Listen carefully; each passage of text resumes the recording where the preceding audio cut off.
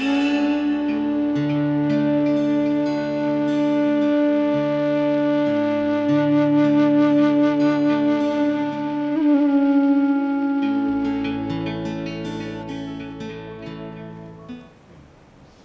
morning everyone, welcome all of you, please take your seat.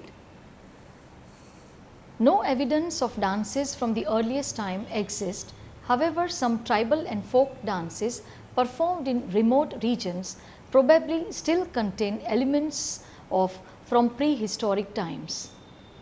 Among the dances recorded by the University of Fine Arts in the 1950 were the Leng Throat, dance of the stag, and Sneng Tonson, dance of the wild oxen, originally believed to have been an hunting dance, and the Cha Yam, a masked dance performed to gongs and drums before religious processions. These were often performed as part of Khmer New Year's festivals and featured cosmic verses.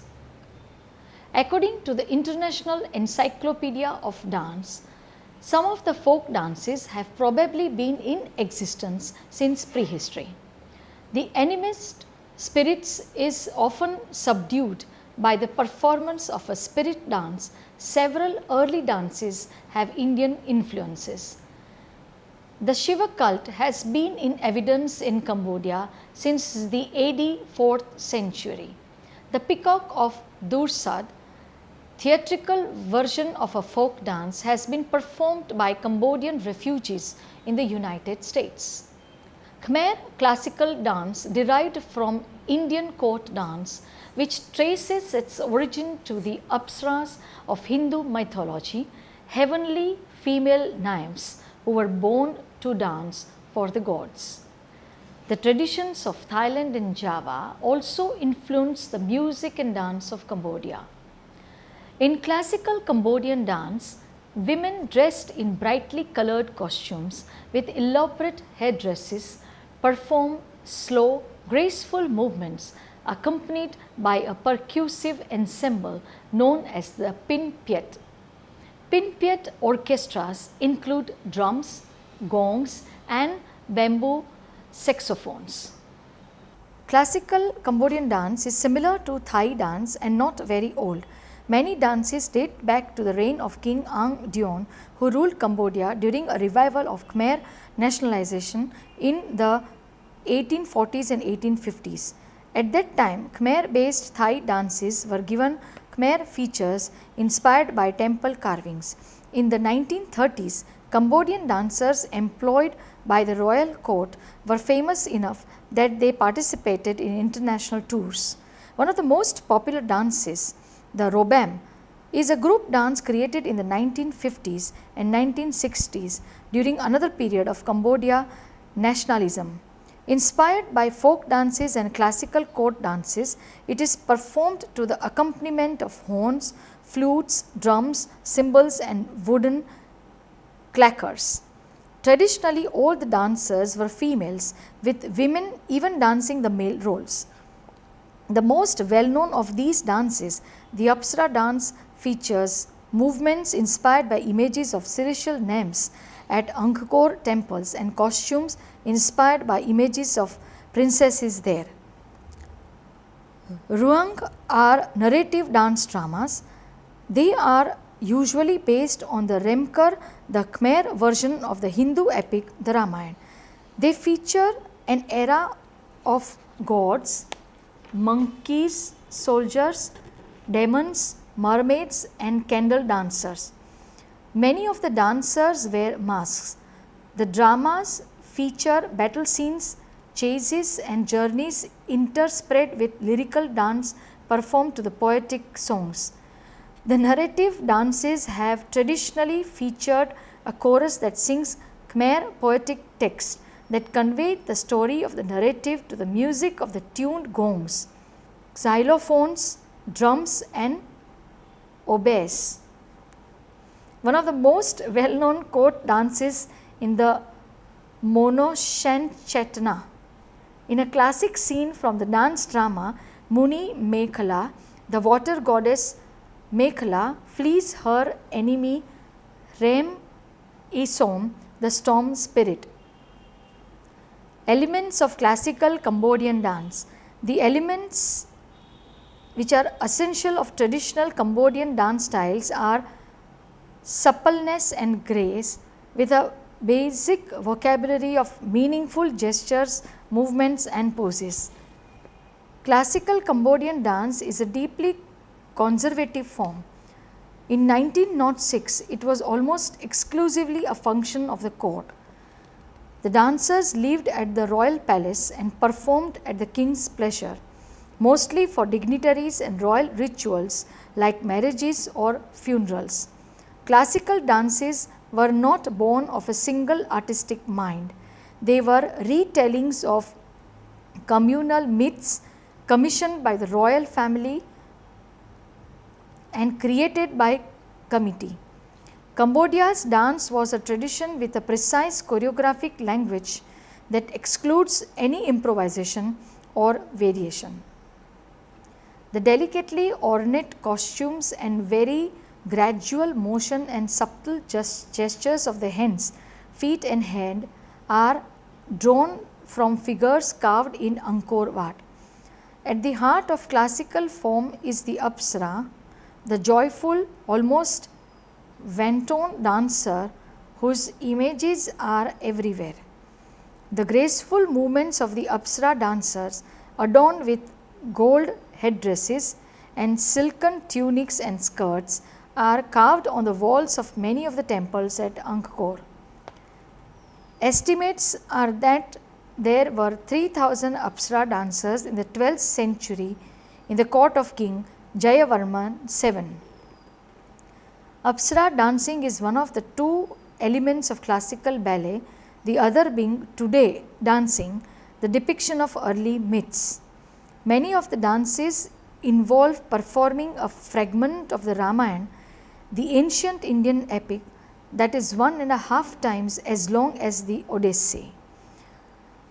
Others are based on the legendary battles and mythical sages carved in bas reliefs on the walls of the temples of Angkor, including the churning of the sea of milk, the great battle between gods and demons for the holy liquid that gives immortality. There are 100 dances and dramas. History of the Cambodian royal dance troupe. To what extent the dance tradition of the Angkor is reflected in the classical dance of today is not exactly known. The Thai influence on the hand is clearly recognizable in the court tradition of Cambodian dance. During the period when Cambodia was a vassal state of the Thais, the bonds between Thai and Cambodian courts were close. During the period of the French Protectorate, Cambodian classical dance, which was much admired by the French colonists, remained an integral part of the court's tradition. Dance performances were also frequently staged for foreign dignitaries. During the reign of King Norodom, the royal dance troupe consisted of some 500 dancers divided into several sub-troupes. There were also several Thai dancers in the troupe, and thus Thai dance and the genres of dance drama were implanted in Cambodia to be later developed in a slightly different way than in neighboring Thailand. During the reign of King Sisowat, the royal dancers visited Europe for the first time. The group and the king himself went to the colonial exhibition in Marseilles. The extremely successful visit aroused general interest in Cambodian dance, and several Western artists were generally inspired by it. The French sculptor Auguste Rodin painted sketches and wrote in praise of the dancers, and several Eastern choreographers, among them Ted Shawn, Ruth St. Denis, Zekina Serena and Jean Borlin, composed their own orientalistic fantasy choreographies in the Cambodian spirit. A successful visit to Marseilles was the first of several visits of the royal dance troupe to the West, which firmly established the fame of Cambodian dance in Europe.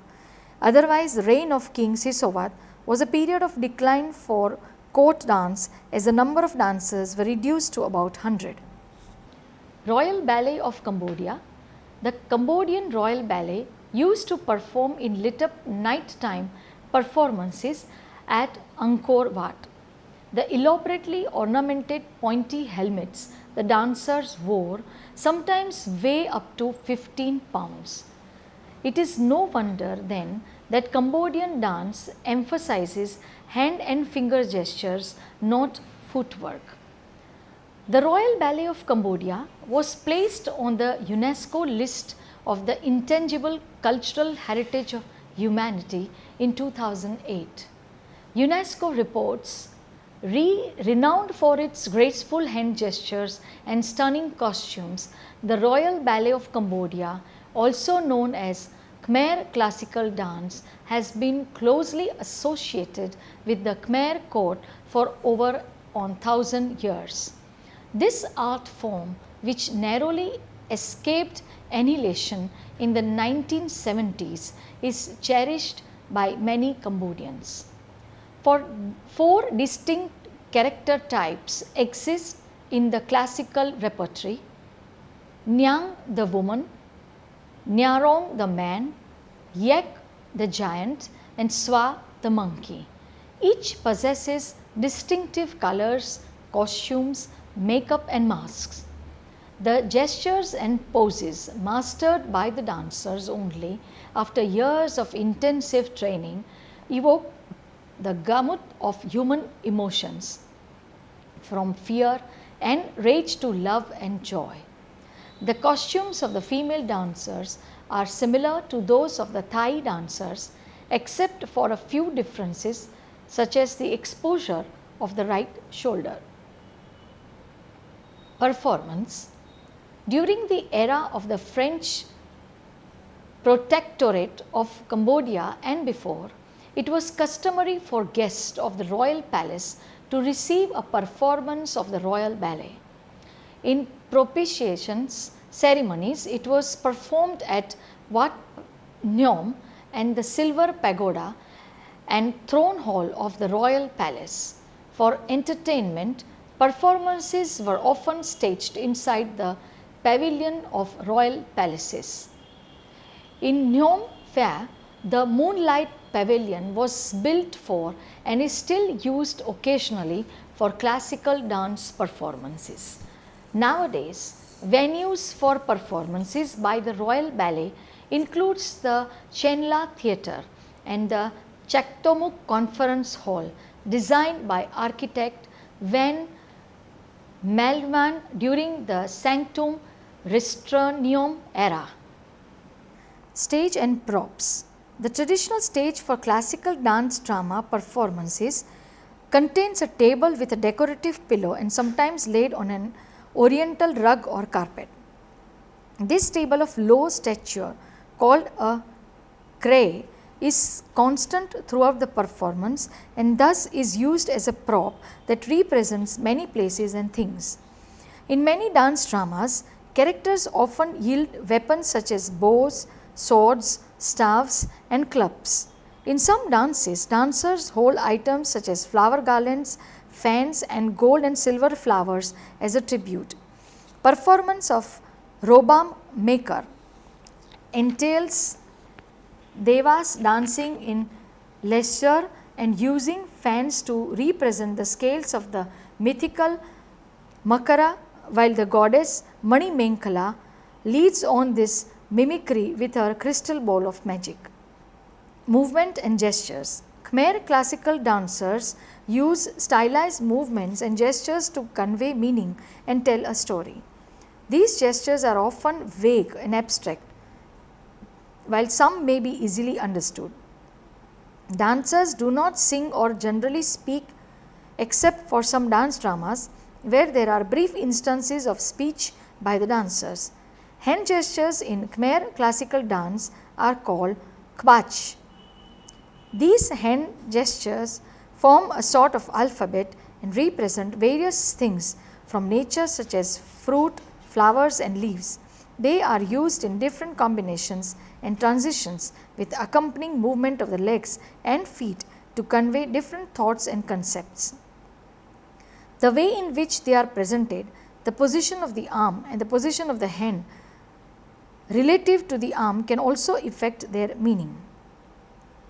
Gestures are performed in different manners depending on the character type. 4 main types of roles exist in Khmer classical dance.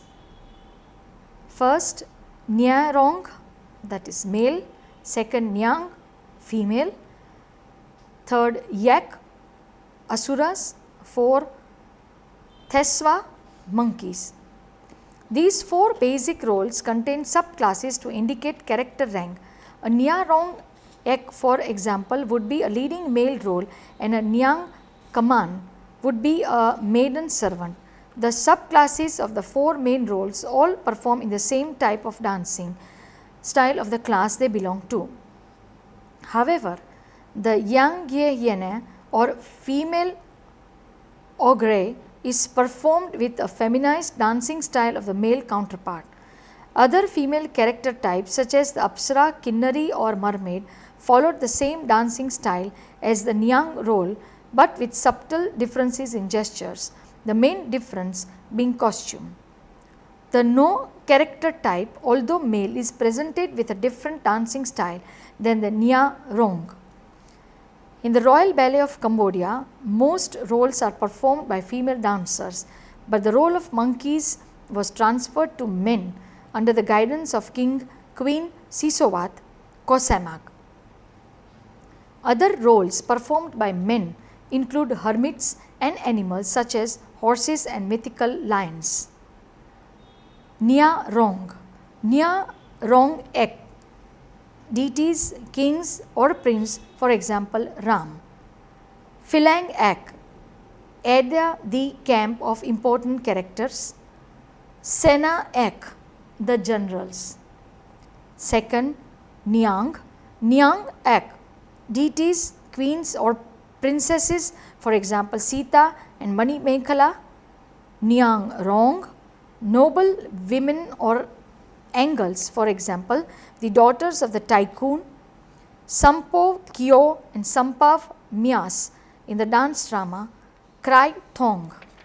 Philing Ek, female at the camp, for example Sophiak Leek. Nyang Kamnan or Philing, female servants or attendants. Third, Yek.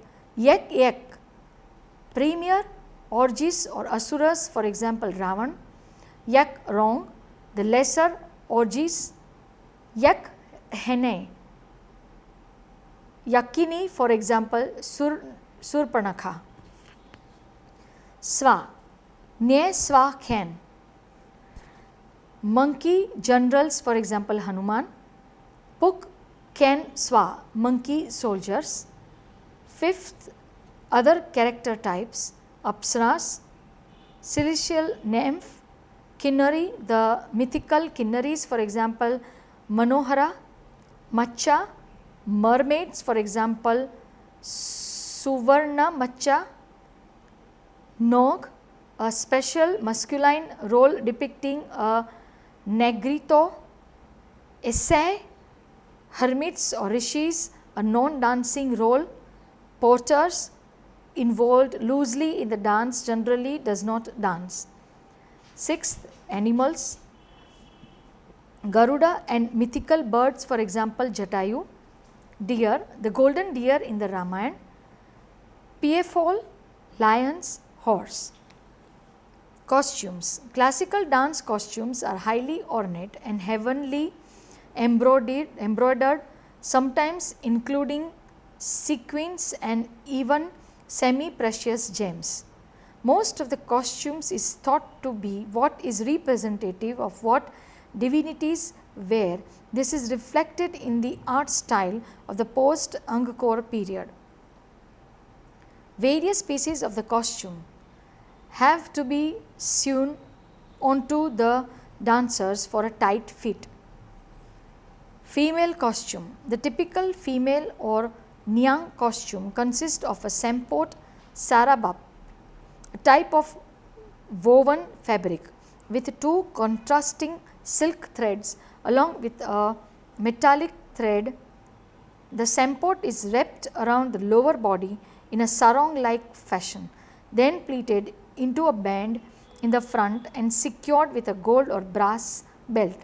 In the current style, part of the pleated brocade band hangs over the belt on the left side of the belt buckle, which is a clear distinction from Thai classical dance costumes, where this pleated band is tucked into the belt to the right of the belt buckle. Worn over the left shoulder is a shawl-like garment called a sbai, also known as the robang khanang, literary back cover. It is the most decorative part of the female costume, embroidered extensively with tiny beads and sequins. The usual embroidery pattern for the sabi these days is a diamond shaped floral pattern, but in the past there were more variations of floral patterns. Under the sbai is a silk undershirt or bodice worn with a short sleeve exposed on the left arm. Around the neck is an embroidered collar called a sarang kar. Jewelry of the female role includes a large filigree square pendant of which is hung by the corner, various types of ankle and wrist bracelets and bangles, an armlet on the right arm and the body chains of various styles. Male costume. Male characters wear costumes that are more intricate than the females, as it requires pieces like sleeves to be sewn together. While being put on, they are dressed in sampot sarabap like their female counterpart, however it is worn differently. For the male or nye rong, the sampot is worn in the changkben fashion, where the front is pleated and pulled under between the legs, then tucked in the back, and the remaining length of the pleat is stitched to the sampot itself to form a draping fan in the back. Knee length pants are worn underneath, displaying a wide embroidered hem around the knees. For the top, they wear long sleeved shirts and rich embroidering along with a collar or sarang kar around their neck. On the end of their shoulders are a sort of epaulette that is arching upwards like the Indra's bow. Another component of the male costumes are three richly embroidered banners worn around the front waist. The centerpiece is known as the robang muk, while the two side pieces are known as chie kerang. While the monkeys and yakshas characters, they wear another piece in the back called a rebong kreoi. Male characters also wear an X-like strap around the body called a sangwar. Often it is made of gold colored silk, and sometimes it is made from chains of gold and square ornaments, in which the latter is reserved for more important characters. The males also wear the same ankle and waist jewelries as the female, but with the addition of an extra set of bangles on the wrist and no armlets. They also wear a kite shaped ornament called a slok po, which serves as center point of their sangwar. Head dresses, which are several tribe crowns which denote the ranks of the characters. Commonly worn by female characters of the lowest rank is the kabang. It is also worn by Brahmin characters with ornaments around a bun of hair. Divinities and royal characters of the highest ranks wear a tall single spire crown called mokot skat for male characters and a mokot sketre for female characters. Floral adornment.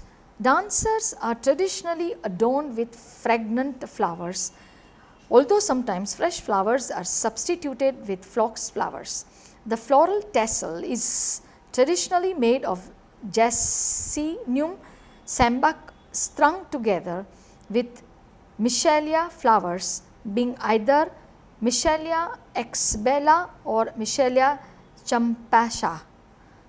The Nyang role wears a rose above the right ear and a floral tassel attached to the left side of the crown, while the Nya Rong role wears a rose on the left ear and a floral tassel to the right side. Sometimes dancers will wear jasmine garlands fit for the wrist. The Apsara role is most often adorned with the flowers of either Plumeria obtusa or white cultivars of Plumeria rubra. Sometimes plumerias are tied along with the black of their hair. Theatre of Cambodia, known as Lakon, is composed of many different genres. There are three main categories: classical, folk and modern. Many forms of theatre in Cambodia incorporates dance movement into performances and are referred to as dance dramas. Classical, Lakon Frey Rich Trop. It is main form of classical dance drama performed in Cambodia. It is analogous to the Lakon Nai of Thailand. It is also referred to as Lakon Lung or Lakon Kbach Boran Khmer in Cambodia. This dance drama is the most refined of all theatre in Cambodia and was particularly patronized by royalty. It is heavily stylized with gestures and postures meant to entrance the viewer. Lakon Paul Srey. It is a dance drama akin to the Lakon Call, the performers being female. However, both forms combine classical theatre and dance and are accompanied by the traditional Pinpiet orchestra. Unlike Lakon Call, which use as separate group of narrators, Lakon Paul Srey dancers take turns narrating while other members continue to dance. The dancers often lift their masks and narrate directly to the audience. It is believed to have originated from the kingdom of Udong between 1618 to 1628 during the reign of King Che Cheta II. In 1878, Ms. Chena, a great art teacher from Kon Okthea, came to teach Lakon Paul Srey in Wat Kyan Swe Kreo. Today, one of her students, a 70-year-old woman, Ms. Chia Samut, has taken a lead role in reviving Lakon Paul Srey and currently teaches this drama form to students at Wat Kyan Swe Kreo after having disappeared for more than 40 years. Lakon Barkpat. It is a lost theatre form in Cambodian court. It is believed to have originated in the post-Angkor period. Some older royal ballet dancers also recalled hearing that it was created in the late Angkor period, but little is known as to why it was discontinued. Evidence reveals that the drama was reinstituted during the reign of Udong city by King Norodom in the late 1950s. The form disappeared again in the late 1970s during the time of the Khmer Rouge regime. It is assumed that Lakon Barkpat was only performed in the presence of royal or noble families due to the dancers' elaborate and expensive costumes and jewelry. As the art form emphasized beauty, character and technique, performers were expected to be not only beautiful but to be able to act, sing and speak well. The ability to sing unaccompanied was specially prized.